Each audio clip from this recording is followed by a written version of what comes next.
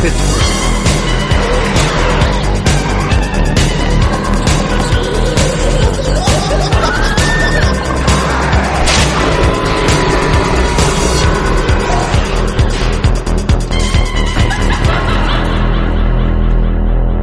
Hey everyone, it's Katie Dudders from the ScareHouse podcast, and today we've got some special guests. First, I have Nicole, our design manager. Hi. Hi, Nicole. How are you? Good. And we're joined by Dana and Greg, who are very weird individuals. You pride yourself on being very weird. That's a compliment. You do? Yes. Oh my gosh. That's a big compliment. And you have an interesting collection that you like to travel with. We do. We are the curators of the Traveling Museum of the Paranormal and the Occult. It's full of haunted objects and cursed artifacts and other items of paranormal note. How did you get started collecting? It was by accident, really. I think that we started initially from just collecting things from cases that we were investigating. So if someone gave us something during a case that we were investigating, we would just keep it. And it eventually turned into an actual collection. Family members would, they go, oh, they're the weird ones. We've got this creepy doll. Give them this doll. I swear it moves, that kind of thing. And then one day we were invited to give a talk on how to get abducted by aliens. Completely separate subject. Yes. And the convention we were at offered us a booth. And we didn't have anything to sell or anything like that. So we said, well, we've got all this weird haunted stuff. People don't get a chance to interact with that stuff very often. So let's take it to them. Mm-hmm. And we did half a dozen. Yeah. And people loved it so much. They're like, wow, maybe we should start doing this. Mm-hmm. And now a couple years later, we've got this big display that gets bigger all the time. And every event, come to events. Yeah, every event that we do, someone will usually bring us something, and it's just grown and grown over the past couple of years. So much to Dana's dismay, we're running out of room in the office. We are running out of. We need a box storage shed. Oh my gosh! Could you imagine how much would be in that? Just energy would be in one area. Oh, like the cats won't go in the office. There's the places where we store everything. There's and my parents for the first time got to see where we live and what we have, and they're very. My dad's a Baptist minister, so you can imagine what he thinks of our chosen career path. Yes. Yeah. They were like, "What rooms are the safe rooms? What rooms can we go? What is the bathroom okay? Can we go to the bathroom? We're just going to stay in a motel." Oh, geez. We're like, so this wasn't your intended career path. Oh God, no. No, it's not something that you kind of go, I'm going to collect haunted objects and travel the country. It sounds awesome, and it is awesome, it's fun, but it's not something that we intended to do. We've got, writing backgrounds, so we were doing, we did travel writing for the longest time, and then it just fit. It just fit, when we started traveling all over the place. Now we can do two birds with one stone, and we write about paranormal news and stuff like that too, so it works. We're weirdos professionally. Yes, we always tell people we are professional weirdos. We used to be semi-professional weirdos, now we're just gone pro. It's really awesome. And you've paired up with, you brought John Tenney into your world, which is the king of weirdos. In the most loving way we say that, when we say weird weirdos. Absolutely. John Tenney, in the funniest way, is kind of almost a mentor to us because he's part of the reason that we have so many of the relationships that we do. Oh, very cool. The first thing that Dana ever said to John Tenney, we thought he was making fun of us one day, and she said... This was years ago. Years ago. What did you say? And I said, John Tenney eats his own farts for breakfast. That was literally the first sentence I ever said to him. And it was a love affair ever since. Yes. He's kind of like our adopted weirdo dad. Aww. We've adopted him as well. We've adopted him, yeah. So he's kind of like the stray that you... Yeah, kicking and screaming. We're like, we're going to make you love us. You will be our friend. It's something Nicole and I like to do too, is we find people that you just attach on to them because they get you. Yeah. And you're like comfortable instantly when you meet them. Absolutely. You just fit in so well. You're like, please just never leave us. Yes, exactly. That's what we did to Tenney, and now he's stuck with us. Forever. You just jump behind him. Here I am. We always make jokes that he needs to open one of those side or roadside weird places. You know what I mean? Yeah, like one of the mystery spots. Mystery right? spots, exactly. Can you imagine him running one? Wouldn't it? And I always love the idea of all of us living in one of those giant shoes that they have there. We just live in the giant shoe. That's what we do. Yes. It's bound to happen. Yeah, having a whole village of odd and so we travel. That's what he's got to do. We'll convince him. Slowly, We'll we're attempt working to on it. That's the end goal. That's the retirement goal. That's our plan for John Tenney. Your retirement shoe. Exactly. I like it. Do you ever get an object that it scares you? All the time. All the time. Yeah, Mm-hmm. yeah. I mean, there's one item that we have that is the first item we're probably going to have to return and take it Really? back. It's one. Most of the stuff that we get, as crazy as this might sound, we have an actual discussion with it. We bring it in and we sit it down and we say, listen, we're going to give you a place to live. We're going to respect you. We're not going to bury you or burn you, throw you in a river. But you need to respect us the way we respect you, and we'll have a good relationship. And most of the stuff, I think, really does like being with us. But this one clearly just wants to go home. Oh, really? It's a little statue with nails in the eyes and a noose around the neck. And it's pretty old. It was found in a cave in the Catskill Mountains. A couple hikers found it in a cave. There clearly been some ritualistic stuff happening there.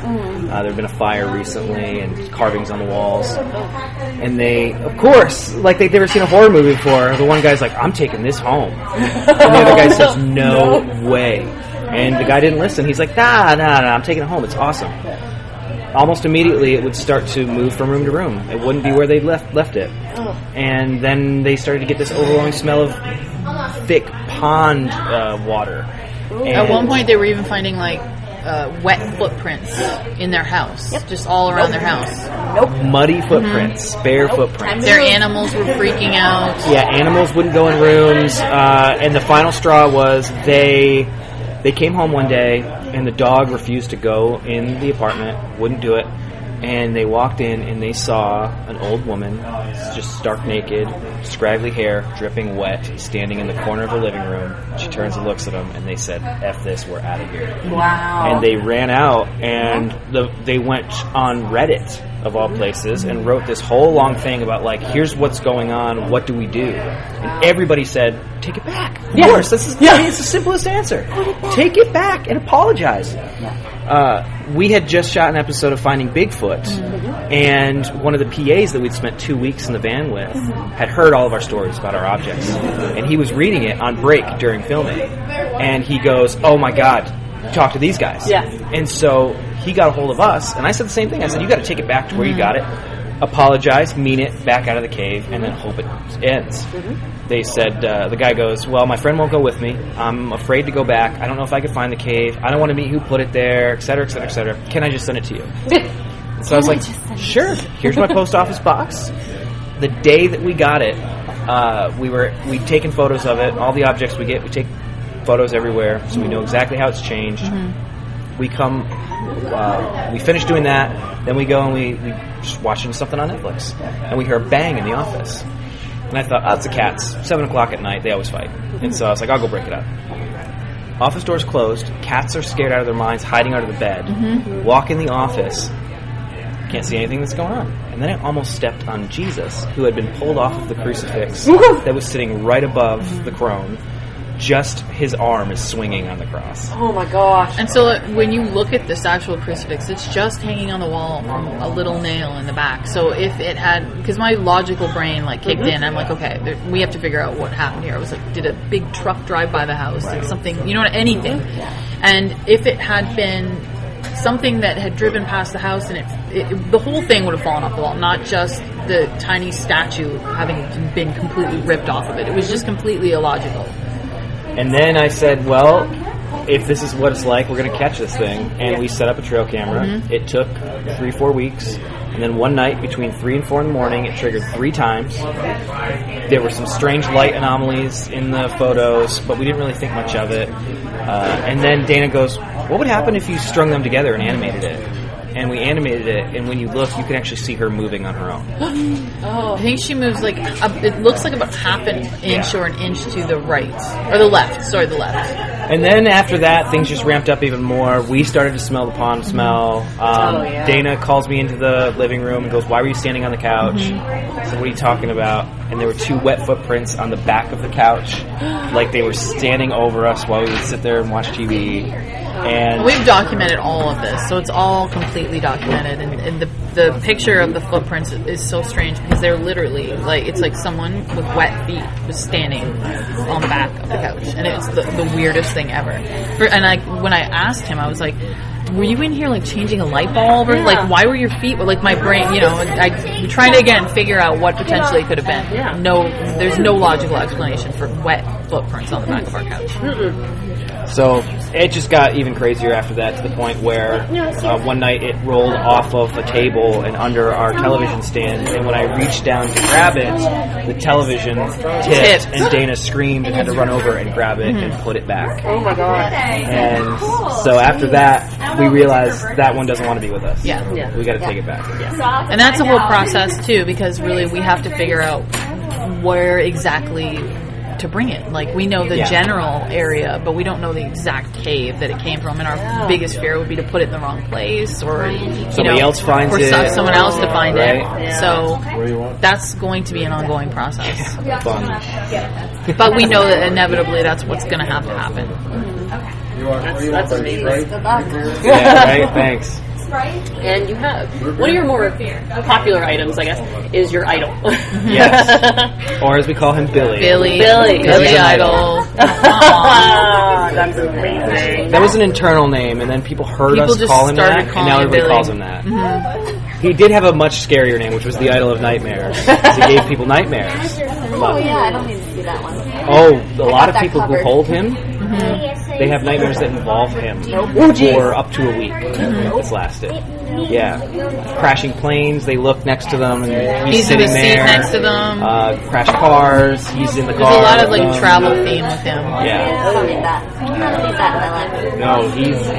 No, but they always seem to have kind of a message to them. And like I would have the nightmares when we first got him until I got the message, which was, it was basically like, I'm staring at you, I'm watching you, because I would see this weird kind of humanoid personification of him wrapped in a burlap shawl and just kind of staring.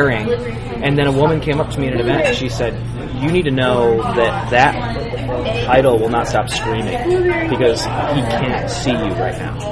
And then it popped into my head, and I was like, oh my god, and then I never had it again. So he's generally within eyeshot of me when we do things.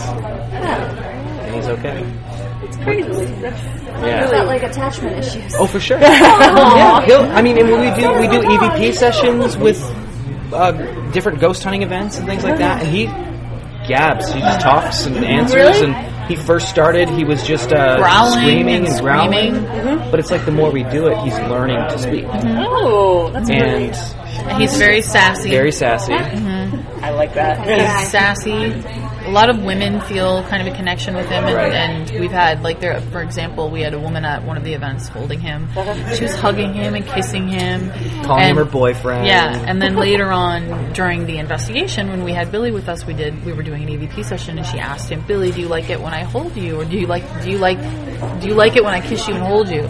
And he clearly, you can hear it on the playback, goes, you're clingy. And we were like embarrassed parents. We were like, oh my god, I'm so sorry, I'm so sorry. But that's like, he's very sassy, and he likes to swear a lot. So. That's awesome. Also, He's become the unofficial mascot of the museum. Have you found him picking up words that you use, or what do you think? Or do you think he's picking up things from when other people are around him? I hope he swears a lot. Yeah, I was gonna say, A lot. He has a dirty mouth.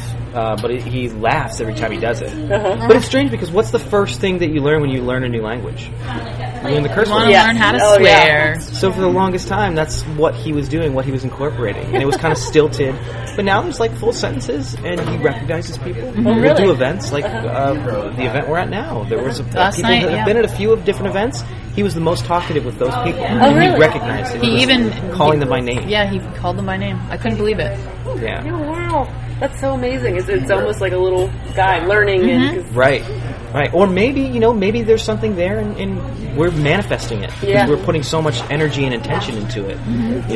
That could be helping him grow. So to speak. Yeah. Now, what is his origin story? Do you have that information? He was found, bound and buried in a burlap sack under a house in Dayton, Ohio, family had only lived there for about 6 months, and they were running some new cable in the crawl space, and they find this sack down there covered in cobwebs. It clearly been down there a long time.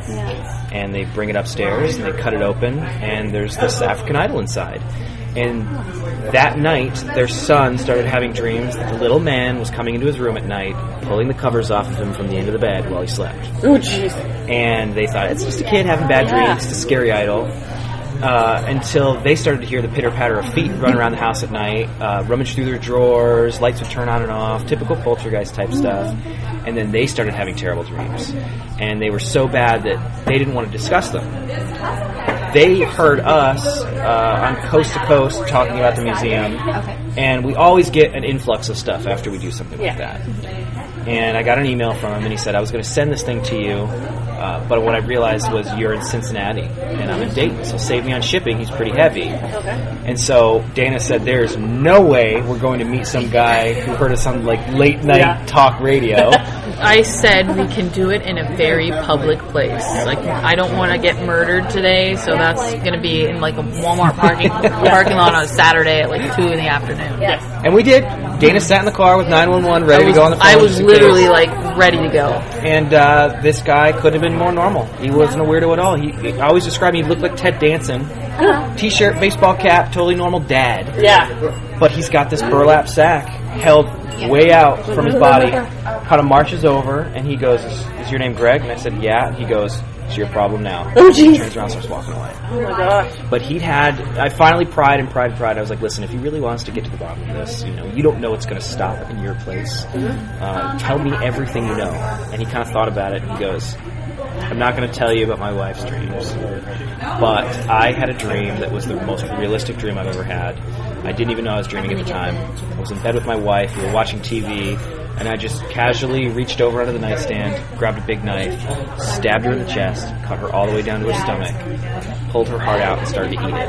It's like I could smell it, I could taste it, I could feel the warmth of the blood, and then I just shocked myself out of it. And he said that's when I knew I couldn't have it anymore. Wow.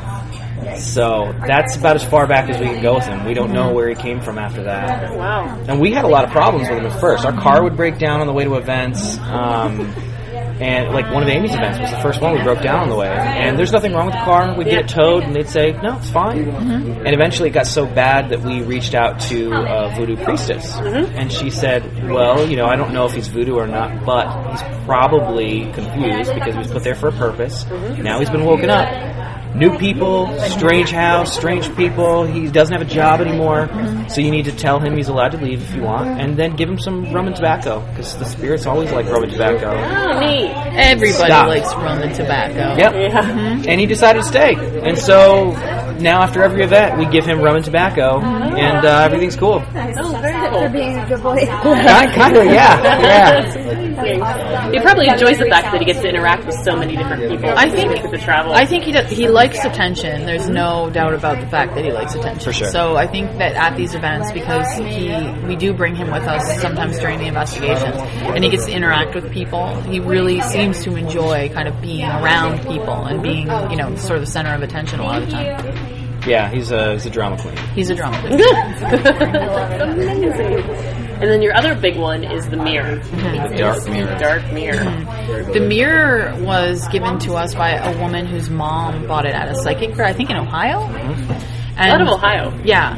We're in Cincinnati, we're in so Cincinnati. a lot of people just come and give us really? stuff. Okay. Yeah. I was like, man, it's Ohio hotbed for Paranormal. You would be surprised. Yeah. The Midwest, it's got a dark, seedy underbelly of the Bible Belt. But her mom sort of became obsessed with using it, and it's a scrying mirror, so it's sort of the equivalent to like a crystal ball in a way. Some people use it to see the future, the past. You can use it for pretty much anything. And so she became obsessed with using it constantly, and she was just using it all the time. And her daughter started noticing she was getting a little bit kind of, dismissive and hiding with it a lot. And she noticed her mom was changing, and that's, number one, a really, really bad sign. So she eventually took it away from her, and the museum was donated to us. And the mom kind of would never really go into what she was actually seeing in it. She just sort of would say, I could see bad things. And so we've had it for how long? almost 2 years now. Almost probably. 2 years. And we bring it with us pretty much to every single event. And at this point, I think thousands of people have looked into it. And it has 80% of them will have some kind of visual experience. Oh, wow. And it can range anywhere from seeing your face change into someone else's face all the way to really profound experiences where people are seeing their relatives that have passed on. Oh, wow. And some people have really terrifying experiences. It seems to be like a very personal item. Where Most people see their own corpse. that's pretty common. Yeah, I don't need that. One woman, I mean, she described the maggots in her eye socket and everything. Yeah. I don't need that. But it's like nothing's ever followed anybody home from it or anything like that. I think it shows people something they need to deal with, they need to see, because that tends to be what, like, a lot of people will see, like, I watch my face droop, and I go, has anybody in your family recently had a stroke? And they're like, oh my God, yeah. So maybe that's the last thing on their mind, and it's something they need to come to grips with. And like, what's everybody's biggest fear? Dying. Death. Yeah. That's why most people would see their own death. One woman saw herself in a burning room, and she watched hands come out of the mirror and grab her by the arms. And she says, I physically felt it grab me. And this was the first time I'd ever seen a physical manifestation from this. Welts formed on her arms in the shape of hands. Oh my gosh. And she freaked out and came back like half an hour later and they were gone. And it was a military Yeah, strange. Are you ever afraid that someone's just going to freak out and drop it? Almost happened a bunch of times. I mean, one of the very first times that we actually brought the mirror with us to an event, a woman looked in it and came back and was like, give it to me, I'm going to smash it and break it. Wow. So we've had that kind of response. We've had people who can kind of, like, their experience is so profound that they do freak out. But yeah, the woman who wanted to break it and smash it was, I think, one of the only times someone's wanted to, like, actually destroy it. The first woman to ever look into it, because we've never looked into it. Oh, really? We never have. I've caught myself. It used to be on display in our home until it started to uncover itself Oh, at geez. night. Yeah. And I would find myself sitting on the couch looking at it, and then I would go, oh my God, it wants me to look into it. And that's why I don't want to. Yeah. But the first woman who ever looked into it, she maybe 30 seconds, and then she just puts it down and goes, I should not have done that. And then she walks over to the corner and starts to pray. Oh, jeez. So, Wow. yeah. It's amazing these visceral responses. Oh to yeah, items it's amazing. that- We were at the Stanley last year, and we actually put a GoPro on top of it just to kind of film people's facial expressions while they were going through the process. Just because, I mean, it's just another piece of data that we can collect. And it was amazing just sitting and watching people just experiencing it. And that event in particular, that people were all over the place. They were having some of the most profound experiences. A lot of with it. tears. A lot of crying. That. A lot of, like, deceased relatives and pets even. A lot of people will see pets. Oh, wow. Do you ever feel like people get angry at you for bringing these? Like, do you ever go into experience something where someone's just like, you should not have these items, they should not be here? It's more rare than you might think, but it does happen. And I think that once we explain why we do what we do, they kind of come around, and we don't ever make anybody touch anything they don't want to touch. And if there's people who will stand in line. And there's a lot of waivers that we actually sign at a lot of things, and they'll get up to the museum and they'll go, I can't do it, and they'll just turn around and walk away. Yeah. But the reason that we do it is because so many people have an interest in the paranormal, and so many people want to have a paranormal experience, and we want to help them have that. Yeah. And so the best way to do that is to try and get all of these things that have given so many people experiences in one place, and then let them at it. And if there was something that was really dangerous, there's a few things we don't let people handle and touch because we're unsure about them. But we wouldn't let anyone do anything that we thought would actually hurt them. And it's very rare that anyone's gotten like really, really hurt. It's not every day that you get to experience something actually No. or something that's has this energy. It doesn't always work for people, and really, honestly, if you already have set up that roadblock in your mind where you go, I'm not going to experience anything, you're probably not going to, because one of the things that we've come to find after 20 years researching the paranormal is a lot of it is intention. It really is what your intended goal is, and there's something behind setting your intention before you go on an investigation, or before you go out and try and have an experience. If you go into a haunted house and you're going to be one of those guys who wants to fight a ghost, you're going to have a bad experience. Exactly. It's going to be an aggressive, scarier experience. But if you go in and you go, I want to talk to these spirits, I want to be respectful of them, you're probably going to have a much nicer, sometimes more profound experience. Yeah. Because that's your intention. And our intentions dictate our lives. So why wouldn't they dictate the way that we interact with the supernatural world? And you guys had a little foray into Bigfoot hunting. We did, yeah. We have some strange ideas about Bigfoot. Yeah. One of the biggest problems with Bigfoot is he leaves a lot of footprints, but the hair's all conclusive, the poop's all inconclusive. There's no body. And as people who sort of have a ghost hunting background, we started looking at what Bigfoot researchers were showing as evidence and thinking, okay, wait, there's a lot of similarities here. There's some, we can fill in some of these gaps that you guys maybe can't necessarily fill in. So that sort of started us down a road of blending what we were doing with what they were doing, and we were getting some interesting results, really. To put it very simply, and this is very, very simply, we think Bigfoot is a ghost, or a ghost-like being. How it is, or what it used to be, I don't know.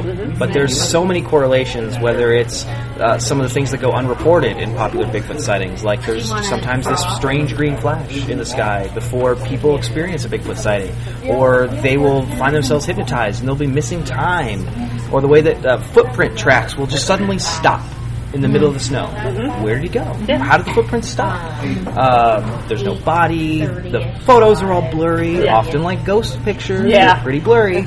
Smells can sometimes come and go that are so overpowering and overwhelming that you'd be like, if this is a giant hairy man, I'm going to be smelling this all over the place. And then they're there and then gone, which is another thing that a lot of people will experience in haunted homes. But again, Bigfoot hunters are very flesh and blood creatures. A lot of them are very rugged outdoorsmen. They've spent a lot of time outdoors, and they say this thing is an animal. And they refuse to look at any of this strange documentation, and some of them might not even know it exists. But as people who come from a ghost hunting background, we can go, no, this crosses over, this crosses over, this crosses over. And the longer we do it, the more it seems like everything is connected. And it's very easy to, as a paranormal investigator or a Bigfoot hunter or a UFO hunter, it's very easy to get self-conscious about what you're doing because, you feel like a weirdo. And so it's always great to have another group of people where you can go, they're weirder than me. Yeah, I hunt ghosts, but those guys who hunt Bigfoot, those guys are nuts. When if all these people would actually speak to each other and talk to each other instead of going, well, I need someone weirder than I am to justify what I'm doing, they would find out that there's a lot of connections, and they would probably learn a lot from each other.